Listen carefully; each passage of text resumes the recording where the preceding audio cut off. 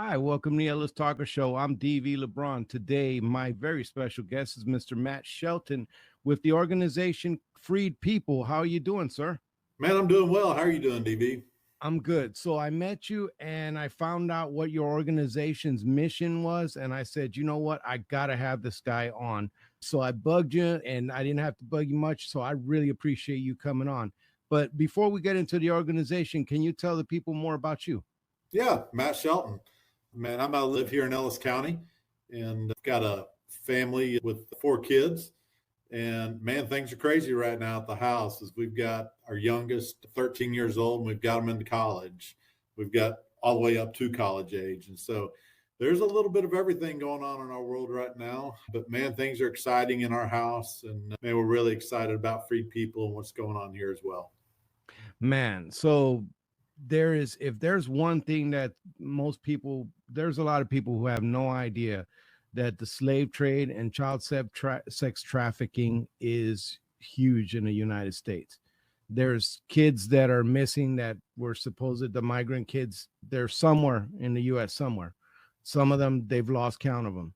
There's kids going missing every day that are popping up in places they should not be in. And people like you and freedpeople.org, you guys see that scrolling if you want to know more, go out there and chase and find these kids and these people. So tell me, what led you into that mission? Yeah, so thanks for the question. A few years ago, back in 2021, I was leading an organization where we were doing counter-trafficking measures all across the world. So we had operations in 13 different countries, taking the fight and bringing justice and bringing freedom and just helping indigenous people do more with resources. And that was our focus abroad. And we got to see evil at its nth degree. But what you also get to experience within that is the overwhelming goodness of a good father through redemption. And man, we had a front row seat to really watch God do amazing things in heartbreaking, tragic, gut-wrenching stories. And whether we were in Uganda, whether we were in Southeast Asia, the Nepal-India border, Central America, right here on our Mexico border, trafficking looks different.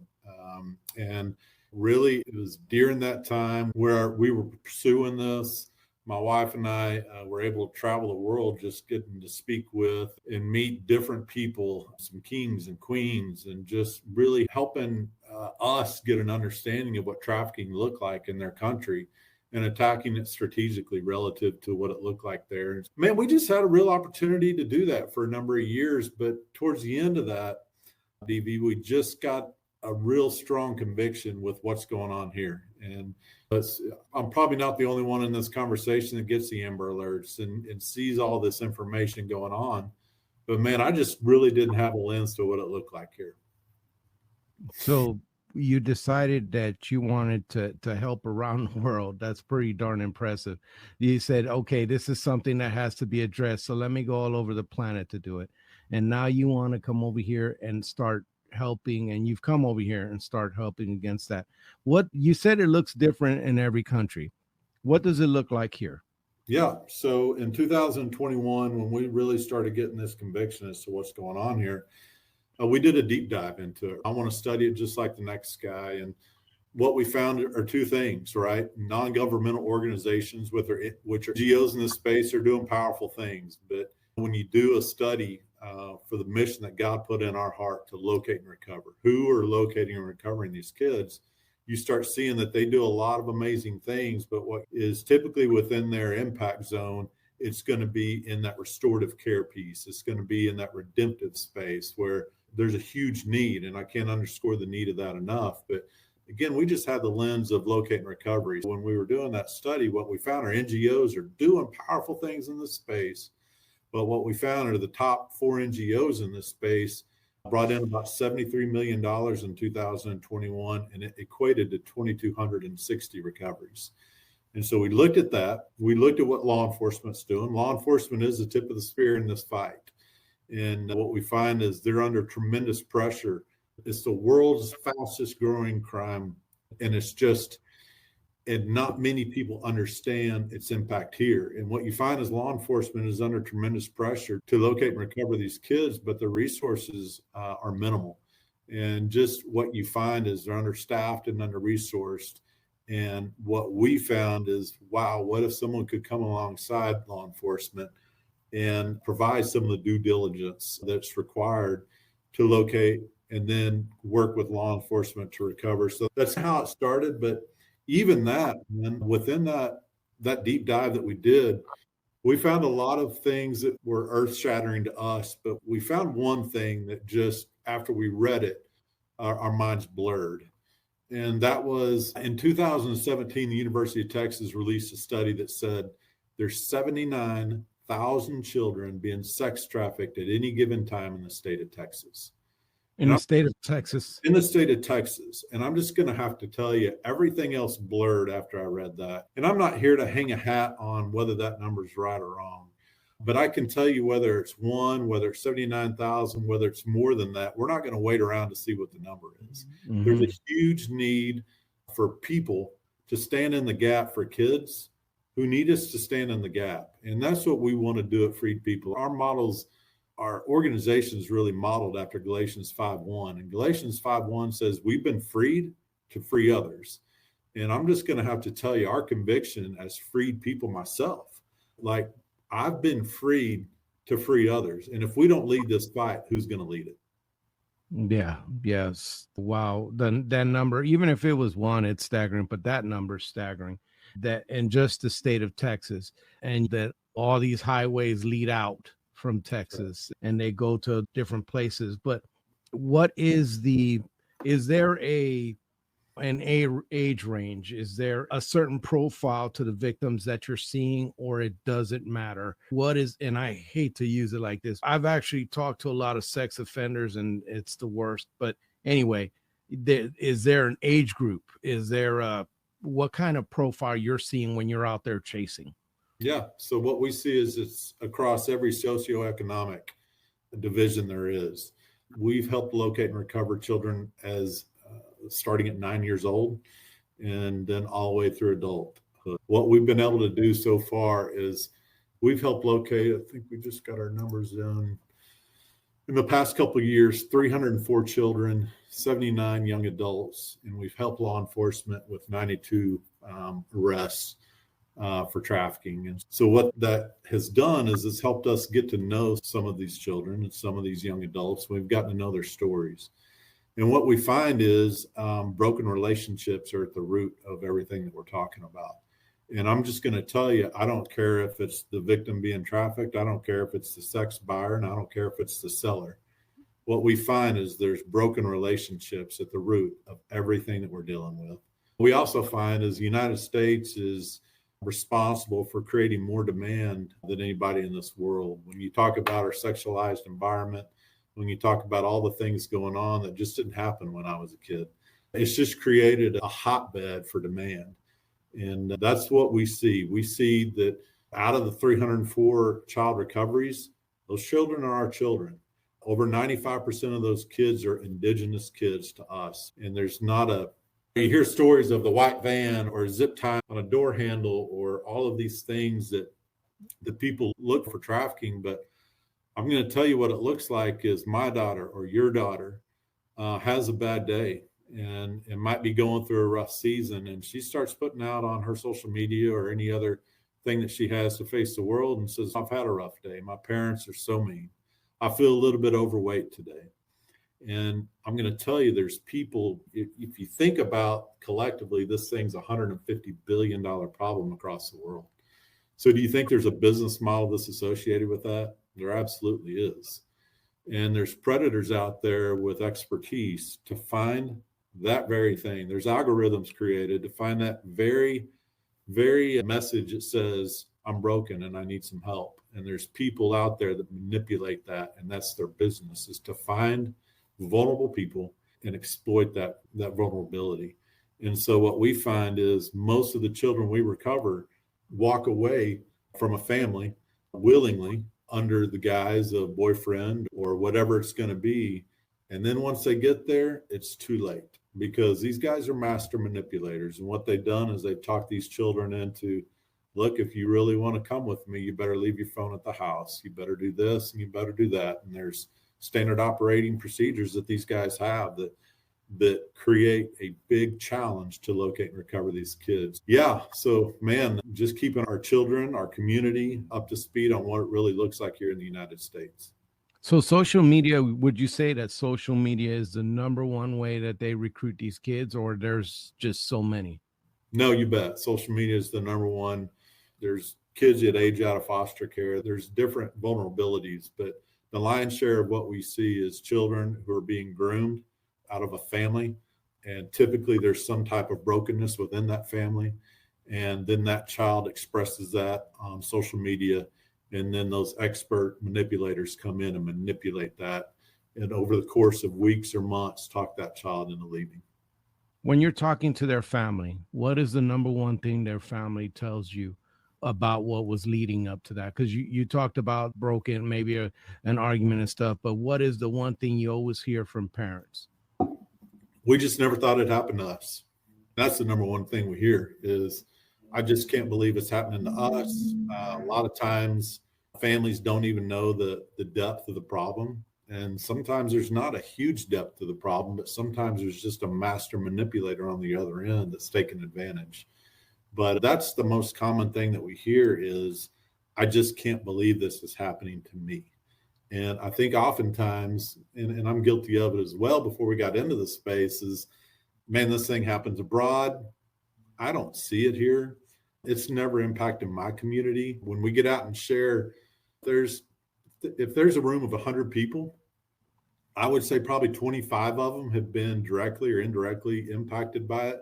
But most of the people in that space, they've seen it their whole life, but they've never seen it their whole life. They've never actually had eyes to see it. And my wife and I even have a story about when we started this, how that same thing happened to us, how we were able to see something that we've seen. I'm a native Texan, seen my whole life, but never really had the eyes to see. Ah, yeah, I understand that. I understand that concept. So it can happen in Midlothian or Waxahachie or even Red Oak. It doesn't matter that it's not LA or it's not San Antonio or Dallas. That's right. That's right. Figueroa Street in LA is the most trafficked street in all of America. We have some of the most trafficked streets in all of America here in Dallas and Houston areas as well. And so Houston is the second most trafficked city, and Dallas is right up there as well. And I'm just going to tell you, you can go out there just about any time, any night, in some of those most trafficked areas, most trafficked streets, and see it. And it's just full of brokenness. It's full of women and some children out there selling themselves. And if you think about what trafficking is, if you take the emotion out of it, it's a commodity. And these girls aren't out on the streets selling themselves and keeping the money. There is a trafficker that's brought their commodity to market. And what that looks like is they bring them to the Harry Hines or the other streets that we're all aware of around the state of Texas, where they sell this commodity. And man, the buyers, they look like me and you. They can look like anybody you can imagine. And what you find is these girls, they have a quota every night and they don't get to keep any of their money. And by the way, if they don't make their quota, it's probably going to be a pretty rough night for them. And they may not even be able to go to sleep that night. They may not be fed that night. And there's probably going to be some physical abuse that accompanies that. The way that we fight it is building relationship with women in the streets. It's creating an environment that's a holistic approach on how we work at it proactively, and then also in a lens of recovery, and then also through a lens of restoration. And so without getting into the weeds of it yet, that's our approach on how we look at things. What is the profile of, because by the time they're on the streets, they're probably not in touch with the trafficker anymore. This is where they're at. And I could be wrong, but I'm guessing that the point A to point B, once they're at point B, point A, or that traveling point goes somewhere else. What is that trafficker? What do they look like? What is a profile of that person? Or it could be anybody or any. Yeah, so there's a lot of gang-related selling of humans and child trafficking and adult trafficking. But what it's going to look like is what we see is children are lured into it either from being a runaway, then they get lured into it for obvious reasons, or they're lured right out of a family. But that trafficker is typically gang-related in that street prostitution ring, to where they're manipulating, they're coercing all over social media to get them to come with whatever that gang socioeconomic look, feel, taste is. That's what it's going to look like. So you can imagine it looks different to different people, but there's commonalities in terms of capitalizing on broken relationships and vulnerabilities. I know the evil of man. Unfortunately, I've seen so much of it, and I know you. What would you say is how can parents better protect their children from falling victim to this? Or what can parents do to just educate themselves? Yeah. Typically, nearly all of the children that we've recovered don't have a good environment at the house. They've got a strained relationship with the mother, typically. Father's typically not around. You've got a child that's vulnerable. You've got a child that's looking to be loved. And so you've got opportunities for predators to exploit that. But for parents, just to let parents understand, man, when I can create an environment at my home that is a home where I'm loving these children, we have an open dialogue of communication. Social media is a powerful, great thing, but there's also ways that we can be exploited. Just having those open conversations are great things to do with your children. When you find something that they've done unknowingly, when you see things that come across their phone, have conversation about that, have dialogue about that, ask them questions, because what we see is children are perfect, vulnerable. Their vulnerability is perfect for master manipulator in this space, because if you think about even the way that their brains develop, they're not even thinking forward. They're not using reason like you and I would. And we still get taken advantage of from time to time. But can you imagine a child that's in a vulnerable state, in a vulnerable home where love is tough, where if you're familiar with adverse childhood experiences, there's multiple ACEs within that home, it leaves that child vulnerable. And the more that we can mitigate that vulnerability at a home level, the less likely they're going to be caught up in trafficking. That they could be caught victim. Education is key, I imagine. Now, take me through the process of when a kid goes missing and you get a call. How do you come into the equation? How do you even find this? Is it like somebody contacts you? How does that start? And without revealing sources and methods, how does that chase go? Yeah, if it's okay, I'll just tell you how we got started, if that's all right. Absolutely. Yes. Yes. Back in 2021, when we had this desire to locate and recover, I resigned from the organization I was with, and we just started this with a mission that God had etched in our heart for locate and recovery. And man, we shared that with just about everybody. We knew some people in the space simply because of what I've been doing, but that led us to a conversation with a gentleman down in Houston, and we wanted to go down and meet him. So my wife and I jumped in the car to embed in Southwest Houston. At that time, Bissonnette Street was the second most trafficked street in all of America. So we were going to embed right off Bissonnette Street and just have a meeting there to see what it looked like, and then also embed to see what it looked like in this motel. And so I meet this guy, and we're talking at IHOP next door to this motel. Literally, within 20 minutes of talking to him, his phone goes off. His phone goes off, and he looks at me and my wife, and he said, "Are you ready?" I said, "Are we ready for what?" And he said, "We got a 15-year-old we've been looking for. Her phone just pinged 10 minutes from here. Her mom's right around the corner." And he got his counterpart to go do what he does in the parking lot. We did what we did in an adjacent parking lot. And when I say I had an eye to see it, he started showing me just everything in this little motel. And this is a Wednesday night. This isn't a Friday night. This isn't when everything's popping. This is a Wednesday night. And what we see is people walking in and walking out of this little motel. And he's just showing me the landscape. And he says, all those people walking in, walking out every 15 minutes or so, those are probably dope deals. From that, I start to see that and have an eye to see it. Then he says, you see all those women and men walking in, walking out every hour or so. He says, oh, those are human trafficking. And so you see that, and I'm like, man, I've seen that my whole life, but I've never seen it for what it is. And so as we're trying to locate this 15-year-old, he's helping us understand what it looks like. All of a sudden, we get eyes on her. And within about 15 minutes, we had her out. We had her in our car. That's not typically how it's done, but mother had given us parental permission to go ahead and make that extraction. So when she came to us expecting that we were going to be her date for the night, which is tragic. She's a 15-year-old little girl. And I'll tell you, when I was sitting in that gas station parking lot near that motel, and she turned that corner, I'm just going to tell you, she looked just like my daughter. And she's 15 years old, looking at her cell phone as she walks up.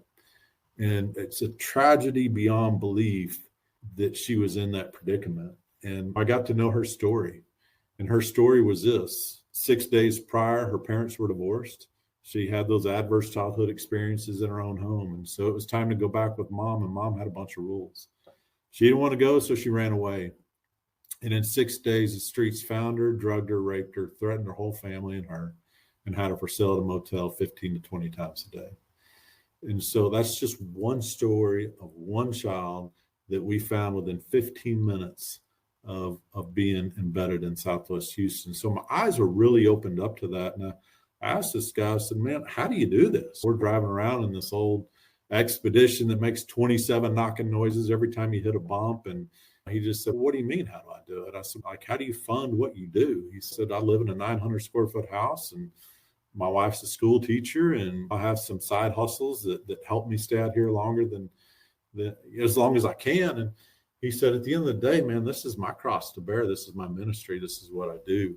I said, what would happen if someone could come behind you and help you with some of those operational needs, just like what we did internationally, right? Empowering Indigenous people with resources. And man, he starts to dream and talk and dream and talk. And finally, at the end, he said, man, I could rescue more children. And this guy's been doing this for 9 years and works with local, state, and federal law enforcement all the time, every day in this fight. And man, Freed People is really born in the streets of Houston of, you know what, man? If we can empower people already in the fight with better resources, better technology to do what they're already doing, let's do that. And so really that's how it was birthed. And what it's turned into over the last few years is what we've built up are outreach teams. And our outreach teams are in the streets every night. They're in the most dangerous places that you can imagine where this stuff is going on. But we're there to build relationship with women that are in the life. And even the adult ladies that we see, what we see is sometimes we're under the assumption that even the adults in this space are just figured that they want to make some money and turn some tricks. But what we find is even their victimization started when they were 3 or 4 or 5 years old, and they just kept having birthdays. And now that they've been in the life for so long under the manipulation of someone, they don't know how to get out. And they're forced into that lifestyle. And so we want to be that safe exit option, man. When the physical abuse, the sexual abuse gets greater than that fear that they have of leaving, we want to be that safe phone call that where they can finally trust somebody, because they live in a world where you can't trust anybody. If you trust the wrong person, it could cost you everything. So we want to build that relationship with them over time. So that's what our outreach teams do. And our recovery teams primarily work with families and law enforcement in this fight. What started as a whole lot of families reaching out to us has turned into a whole lot of law enforcement partners reaching out to us because you're not going to read about us in the paper. If everything works out perfect, what we've done is taken a lead from law enforcement and understand through technology, open source and closed source intelligence that helps us hone in on one location. We can go confirm with our eyes, yep, there she is. And then when we can coordinate with law enforcement to bring in their expertise in the recovery, man, that's a win. That's a win for law enforcement. That's a win for that child. And it's a win for us. So that's what our recovery teams do. And finally, we partner with restorative care teams. And when I say we partner with, we trust that to the professionals. But what we found in this space is we partner with restorative care partners that don't take money from the government. And so what we believe in this fight is the government was never intended to be a parent. The government was never intended to do some of these things that we were called to do.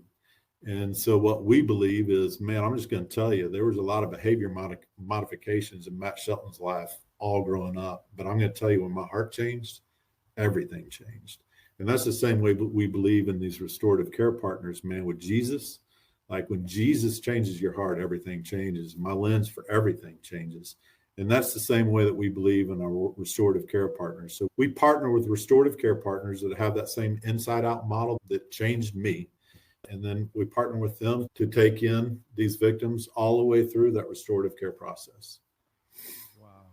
That is, wow. And that's one thing that I was going to ask you about too, is you're going into these dangerous environments. And I'm sure that the pimp doesn't want his commodity taken away. Does those situations arise where you end up having to flee or fight, or it's just one of those things where you hang around until that specific person and then go? How does that work out? Because I know those places are dangerous. Yeah. So our outreach teams are there as ministry teams. And so they're just bringing love, God's love, to the traffickers, to the sex buyers, and to the victims being sold. And so we're not there to capture a commodity per se. What we want to do is build a relationship that allows safe opportunities to do that once someone's willing to get out of the life. Our recovery teams, typically we leave that face-to-face interaction to the experts who are law enforcement. And we leave that to them. And then there's other means and methods that we use, but that's typically best practice on how we pursue that. Okay.